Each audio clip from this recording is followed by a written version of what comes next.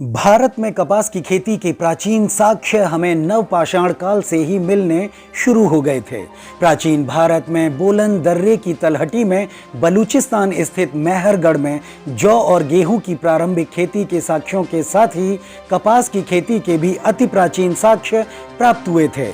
इसका कालखंड 8500 ईसा पूर्व से लेकर 5500 ईसा पूर्व तक निर्धारित था।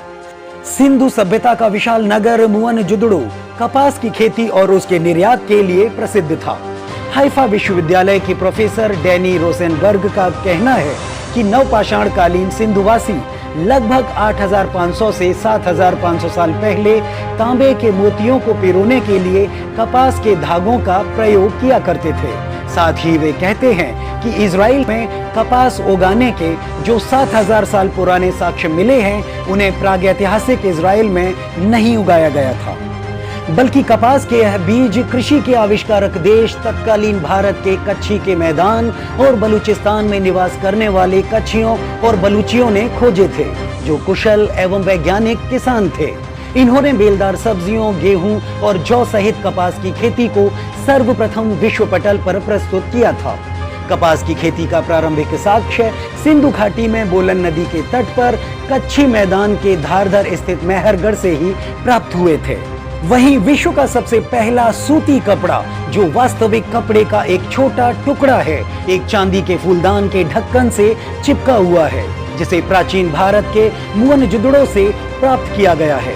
स्टैफोर्ड विश्वविद्यालय के प्रोफेसर ली लियू और अरकानसास विश्वविद्यालय के प्रोफेसर मॉरिस लेविन ने कपड़े के इस टुकड़े की अनुमानित आयु करीब 5500 वर्ष से लेकर 4750 वर्ष पुरानी आंकी है।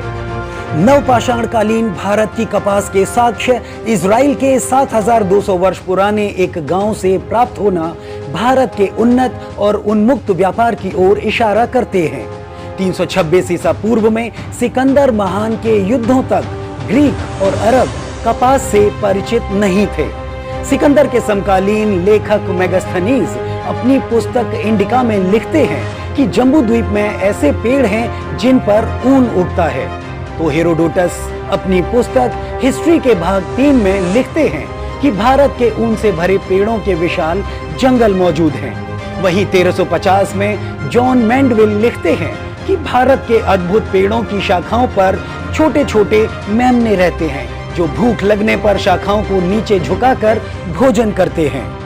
प्रसिद्ध इतिहासकार अर्नोल्ड पेसी अपनी पुस्तक टेक्नोलॉजी इन वर्ल्ड सिविलाइजेशन में लिखते हैं कि चरखे का सबसे पहला और स्पष्ट उदाहरण 11वीं शताब्दी में इस्लामी दुनिया से प्राप्त होता है, जबकि भारत में 1350 ईस्वी में दिल्ली सल्तनत के दौरान चरखे को ईरान से भारत लाया गया था। वहीं महमूद गजनवी के साथ भारत आए फारसी कवि फिरदौसी ने अपनी पुस्तक शाहनामा में भारतीय कपास को पंबे नाम से संदर्भित किया है।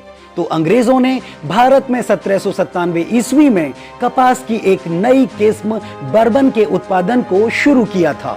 वहीं कोलंबिया एनसाइक्लोपीडिया लिखता है कि प्रागैतिहासिक काल से कपास काता, बुना और रंगा जाता रहा है।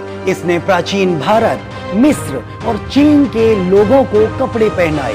ईसा से सैकड़ों वर्ष पूर्व भारत में सूती वस्त्र बेजोड़ कुशलता से बुने जाते थे और उनका उपयोग भूमध्य सागरीय देशों तक फैल गया था।